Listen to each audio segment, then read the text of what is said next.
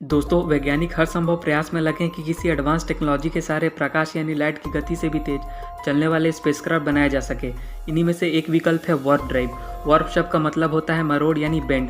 मतलब अगर space time को अपने हिसाब से बदल दिया जाए तो प्रकाश की गति से भी कई गुना ज़्यादा गति से स्पेस में ट्रैवल किया जा सकता है। एक थियोरेटिकल कॉन्सेप्ट है जिसे अल्क्यूबियर वार्प ड्राइव कहा जाता है। इस आइडिया को मैक्सिकन फिजिसिस्ट मिगेल अल्क्यूबियर ने दिया और बताया कि कैसे स्पेस टाइम और एनर्जी एक दूसरे से रिलेशन रखते हैं। अगर किसी तरह से स्पेस टाइम को बेंड कर दिया जाए तो वार्प ड्राइव संभव है। अगर भविष्य में एक ऐसा स्पेसक्राफ्ट बनाया जाए कि वो ड्राइव करते समय अपने आगे के स्पेस को कॉन्ट्रैक्ट कर दे और स्पेसक्राफ्ट के पीछे के स्पेस को एक्सपेंड कर दे, उस कंडीशन में वो स्पेसक्राफ्ट लाइट की स्पीड से भी कई गुना स्पीड से स्पेस टाइम में मूव करना शुरू कर देगा, जिसे वार्प बबल कहते हैं। अगर ऐसा संभव हो पाया तो स्पेसक्राफ्ट अरबों लाइट ईयर्स की दूरी को कुछ सेकंड में ही तय कर लेगा और इंसान कुछ ही समय में एक यूनिवर्स से दूसरे यूनिवर्स में पहुंच जाएगा।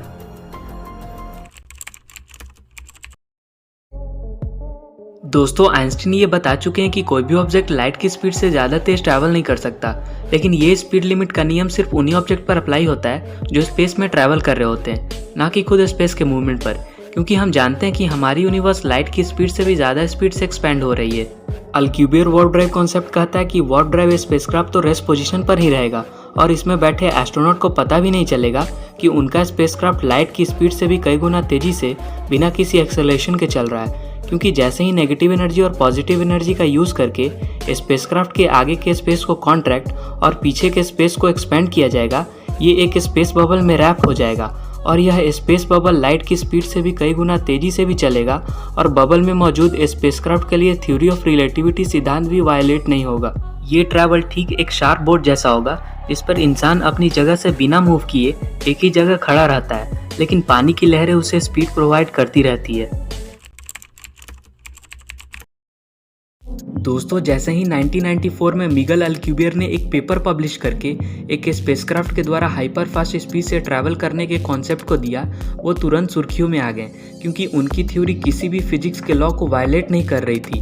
मिगेल अल्क्यूबियर ने आइंस्टीन की जनरल थ्योरी ऑफ रिलेटिविटी को मैनिपुलेट करके एक इक्वेशन के माध्यम से प्रूफ कर दिया कि वार्प ड्राइव पॉसिबल है, लेकिन काम आसान नहीं है, क्योंकि वार्प ड्राइव के लिए स्पेसक्राफ्ट के आगे के स्पेस को कॉन्ट्रैक्ट करने के लिए बहुत बड़ी मात्रा में पॉजिटिव मास की रिक्वायरमेंट होगी।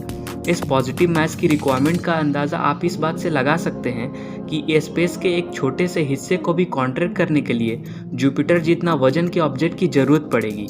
पॉजिटिव मास तो शायद बना भी लिया जाए, लेकिन स्पेसक्राफ्ट के पीछे के स्पेस को एक्सपेंड करने के लिए नेगेटिव मास की रिक्वायरमेंट होगी और सभी स्काई बॉडी मतलब आकाश पिंड पॉजिटिव मास से बने हैं और नेगेटिव मास का एक गुण है कि ये पॉजिटिव मास से दूर चला जाता है।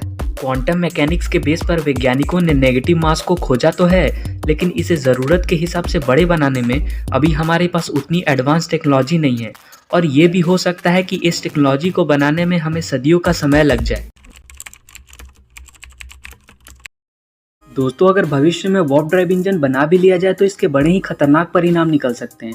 जनरल रिलेटिविटी के हिसाब से स्पेस को बेंड और स्ट्रेच किया जा सकता है। इसके लिए स्पेस को कॉस्मोलॉजिकल स्केल पर बेंड करना होगा। ये इतना भी आसान नहीं होगा, क्योंकि इसके लिए एनॉर्मस नेगेटिव मास और नेगेटिव एनर्जी की ज़रूरत होगी, लेकिन करेंट लॉ ऑफ एनर्जी और थर्मोडायनेमिक्स के सिद्धांतों के आधार पर इतनी एनर्जी बनाना इम्पॉसिबल है। बड़े इन्वेंशन के साथ प्रॉब्लम भी बड़ी होती है। अगर वैज्ञानिक एक वार्प ड्राइव इंजन बनाने में सफल भी हो जाते हैं, तब भी उनके सामने एक डर है। वैकेंट दिखने वाला हमारा स्पेस कॉस्मिक रेडिएशन से भरा पड़ा है।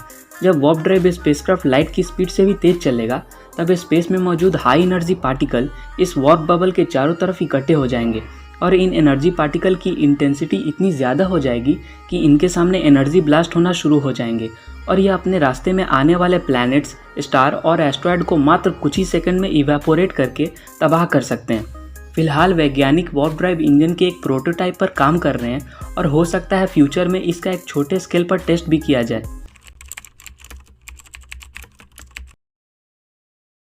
दोस्तों, नासा की एक टीम है जिसे the Advanced Propulsion Laboratory at Applied Physics और ईगलवर्क लेबोरेटरीज के नाम से भी जाना जाता है। ये टीम अलग अलग थ्योरीज के बेसिस पर स्पेसक्राफ्ट प्रोपल्शन सिस्टम को बनाने के एक्सपेरिमेंट का काम करती हैं।